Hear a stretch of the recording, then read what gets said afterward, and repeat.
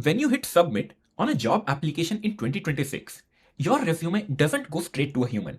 It rather goes on an entire trip. And before even someone can call you, your resume is screened by three different readers. And given the fact that AI is almost everywhere now, you shouldn't be surprised that two of the three readers are actually AI now. In this particular video, I want to talk about what these three different readers do and how can you improve your resume such that you land at an actual human. Think about it. For a job application, there are thousands of requests. Then almost 200 or 100 couple resumes will be actually shortlisted for consideration. Then 20 will land in front of a hiring manager, and then eventually one or two people are gonna get hired. So you know how tough the process is. You want to make sure that your resume doesn't fail the screening test. And with AI into the picture, you have to be even more careful. By the end of this video, you will have a checklist of your own, which you can run through your own resume to determine if your resume is AI ready or not. Without further ado, let's get started. I'm going to lay down all of the groundwork so that you can start to relate all of it. Let us say you are in a position where you have worked for several years. You have worked with Go, Java, Kafka, all of these technologies. And you have also worked at a company that is processing backend payments. Now you are in a position to switch. You want to look for a better role. You want to find, okay, what next? Suddenly, what happens is you land at a very fascinating job opportunity. Okay, some company wants a senior backend engineer. You want to go there, right? And it is a payments platform. You feel that, okay, this is something I have worked on. Maybe it is for me. You read about the role, you read about the technologies, and you read about all of the things that the company is looking for. You feel that, okay, I am good with all of this. This is the perfect role for me, and I can also look to grow more. I will also level up and all of the good things. You feel pretty confident and you try to apply for this role. You sit down, prepare a nice resume from all of the Canva templates, and you apply for this job. And this is where the first funnel or the first gate actually happens.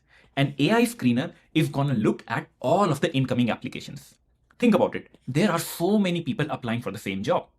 So you have to make sure that you at least pass this first stage. What does it actually mean?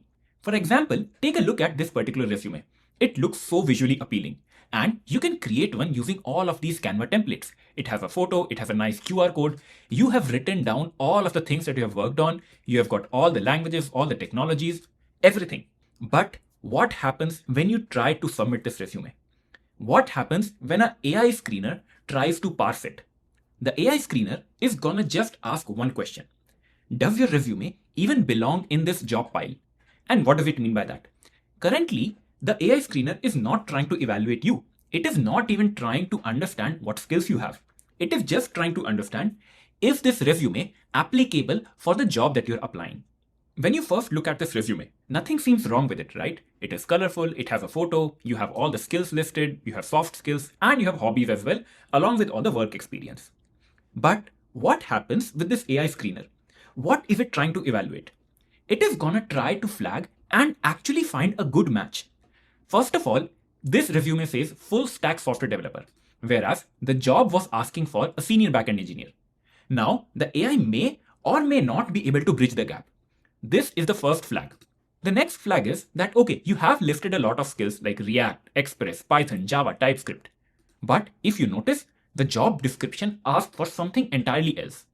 Even though you might have worked on it and you try to generalize it, the AI is gonna flag this resume. It is gonna give preference to other resumes who have these technologies actually listed. Even though you might have worked on the technologies given in the job description, but you want to list them out. And the third thing, this resume is given in an image format and there are two columns. Now, two columns can actually become hard to parse. So, if for any reason, the parser deployed by the AI company, if that fails, your resume doesn't even pass this initial screening. So, what I'm trying to say over here is that your resume should convey all of the information immediately that is being asked by the job description.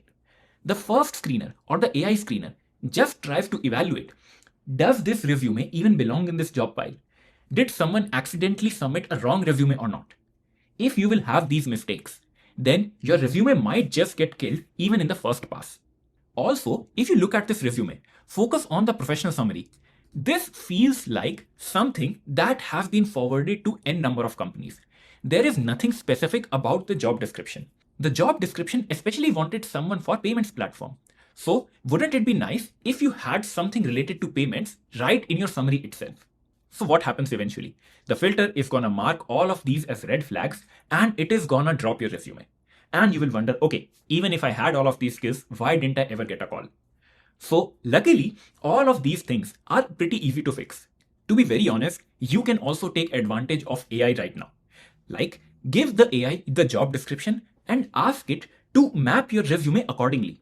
It is just 30 seconds of time and there is no excuse for not doing it. Once you have finalized your resume, once you have matched it to the job description and made it in a parsable format, then it is time for gate number 2. And this is the second funnel, which is very, very important. This is gate 2, and I like to call it recruiter, which is AI assisted. You've got your resume right over here. In the past, a recruiter would read it and then they would shortlist. But now, even this recruiter, they are equipped with all of the AI tools. They have systems over there, which is gonna scan your resume according to the job description and then try to match. Is this candidate good? How well is a resume? Now, I'm gonna give you an example of the improved resume that we just saw. Take a look at this resume now. It has improved so much. I'm calling out that, okay, I'm a backend software engineer. I also talk about payment systems. My summary is now oriented towards the job description. All of my skills now match what the job description was actually asking for. And then in my experience, I talk about that, okay, I have worked on payment systems, correct? So it may feel that, yeah, my resume now looks perfect. And this is where most of you are currently at. You feel that, okay, this resume looks perfect. It is legible, it is readable, it is to the point, and it should work. And this is the interesting part. A recruiter is now looking at your resume. In the past, it would have been fine. But now, even the recruiter has AI assisted tools. They won't read your resume, but rather they are gonna put all of these shortlisted resumes in an AI system of your own. And this AI system is actually designed to calibrate and match how well do you align with the responsibilities required for the role. How does all of this now actually work? Your recruiter got 200 resumes filtered out. Their job is to evaluate each of them and forward some of them for further screening. They cannot go through all of them, correct? That is why they have some kind of an AI system which will evaluate your resume. A demo can be seen something like this. You got your resume and the AI evaluated your resume and it gave a score of 6.2. So what actually happened over here? Notice, AI gave a complete summary and it found out that, okay, you have the relevant tech stack and you have worked in a payments domain. If you remember, these were the things that we just fixed. But also notice the gaps it found out. No quantifiable scale, no leadership signals. All of them are generic claims, unable to verify impact, no public artifacts. So what just happened? You made a generic resume just matching the job description. You haven't got something that actually makes your resume powerful. And to understand it more, try to take a look at this resume. Just go over these bullet points. What are you saying? Designed and developed, architected and implemented, led the migration, spearheaded performance. All of these terms, trust me, they are very, very generic and they do not tell me anything about you. Nothing is quantifiable. You are just saying collaborated, you're just saying implemented, but you aren't listing any impact that was due to it. You aren't telling that, okay, you led a certain project with how many members and then what was the final outcome. That is what defines your leadership skill and that is what defines you at a senior level. So what I'm trying to say is this particular AI system, it has been calibrated differently for each of the levels. You cannot try to target it, but at least what you can do is based upon the type of job you're applying, you can try to modify and tweak your resume in such a way that you show and exhibit your leadership skills. You can show your impact because that is what is gonna make your resume stand out. Think about it. There are 200 different resumes. You are just candidate number 34. So why will the recruiter forward a resume with a score of 6.2 when the AI has found out that there are better resumes with a score of 8 or 9 or 10? Over here, I would like to mention one important thing. With AI into the picture, you just cannot flood your resume with everything. In the past, there used to be ATS systems where you could fit a lot of technologies in your resume and hope that your resume will be shortlisted. But now, take a look at this. You are listing so many languages: Ruby, Scala, Kotlin. It feels like the candidate has listed so many languages which they might have worked in their college, but they are not using it actively right now. And these AI assisted systems will automatically infer that. How? From your job experience. If they feel that, okay, you are working on these technologies, then why do you have Ruby in here? So it will give a very less weight towards the technologies that you have mentioned. So keeping your resume relevant becomes all the more necessary. Yes, I would certainly recommend that use AI to write down all of the bullet points in your resume and improve upon them. But do not use it as the final resume. Because when you are using AI to write your resume, another person can also use AI to flag your resume. They can easily identify that, okay, this is just some verbose information and it doesn't have any meaning. The recruiter's tool is immediately going to flag your resume and it wouldn't proceed ahead. At this point, if you're thinking that, is my resume good enough? And who can evaluate my resume? I would just like to call out that you can schedule a one-to-one session with me and we can talk about how you can optimize your resume. I can go over your resume, find out all of the points that are not required, and we can work to improve them. You can find the link in the description below and you can schedule a booking with me. Coming back to the video, let us try to fix this resume now. We notice that all of these things are very generic. And as I said, use AI to create a draft, but do not use it as the final version. So what you can do is actually try to quantify everything that you have done. And if you improve this resume, it should start to look something like this. Okay, now take a look at this resume. You are telling that you work in a payment system. This is the kind of impact that you have had, what you are building, what was the impact. There are some public links as well, which someone can look at.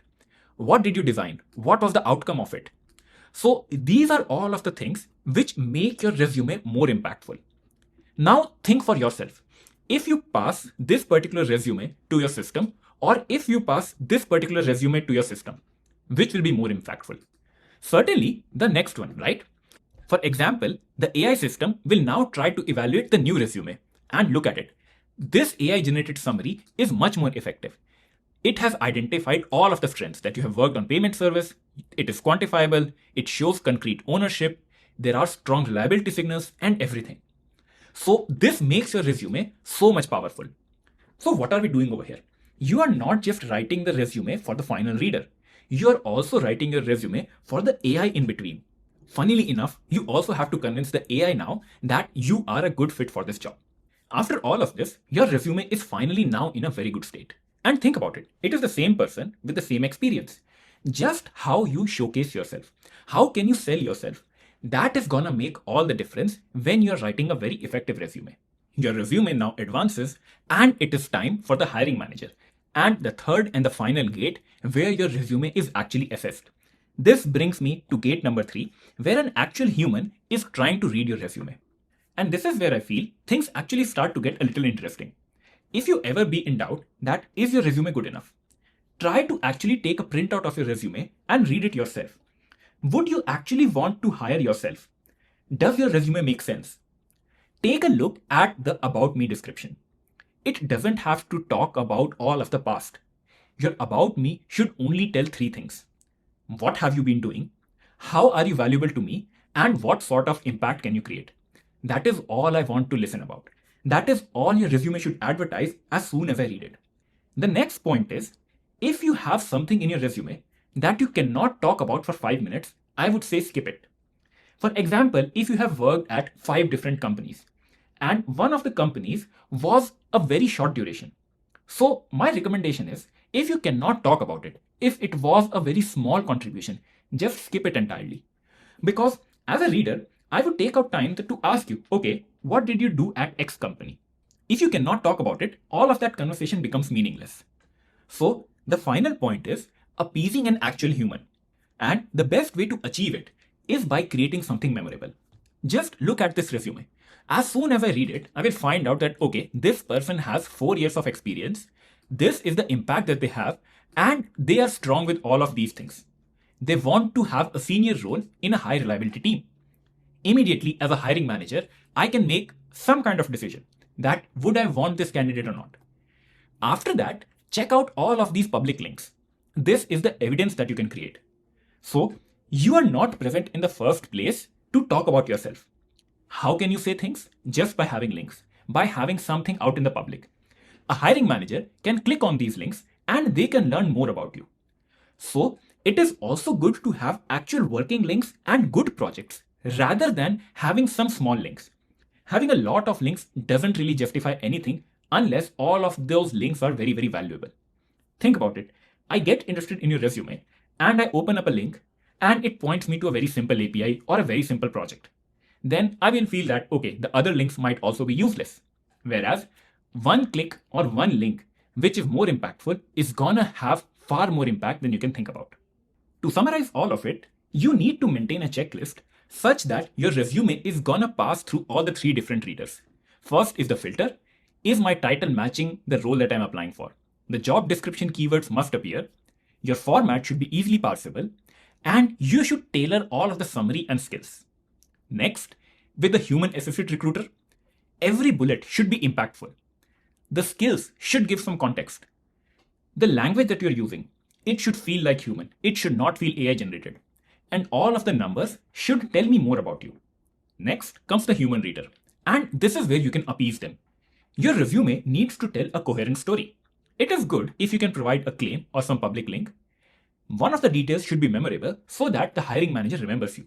And every bullet must survive the 5-minute interview question. It simply means that if you cannot talk for something for 5 minutes, simply skip it from your resume. It is not worth it. So these are all of the filters that I wanted to talk about. Out of 1000 applicants, only 100 survived the first initial filter.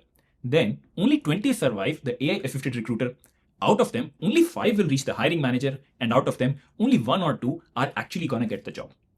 Now that you know all of it, I would highly encourage you to take a stab at your resume once again and try to fix all of these things. It is really gonna amp up all of your chances to actually get the call that you have been expecting for so long. And to help you out, I'm soon gonna drop a link that will help you to create a great resume with all of the templated fields and what can you fill in them.